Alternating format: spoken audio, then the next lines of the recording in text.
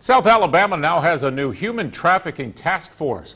Law enforcement from both Mobile and Baldwin counties met this morning for the announcement.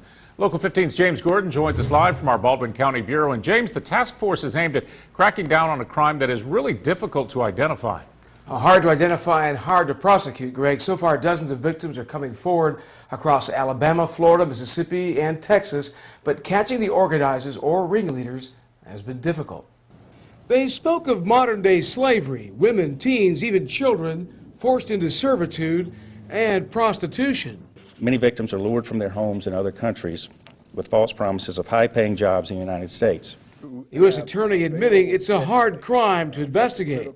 Even though there have been no major arrests in South Alabama, the U.S. Attorney says he knows the victims are out there.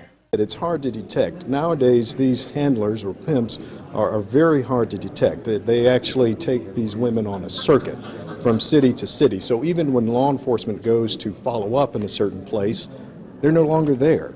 They've gone off to the next city. That's why this is such a hard crime to investigate.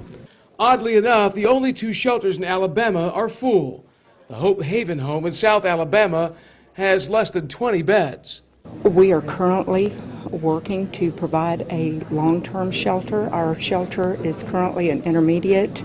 We offer the initial assistance in getting them to feel secure and safe and get their initial medical needs taken care of. Many victims are high-priced call girls and everything in between. I was told there are very few beds available nationwide to house these victims. In Alabama, the task force is trying to identify more shelter space. Today, there was a plea for other non-governmental organizations who can help to come forward. Now we're live in Baldwin County. James Gordon, Local 15 News.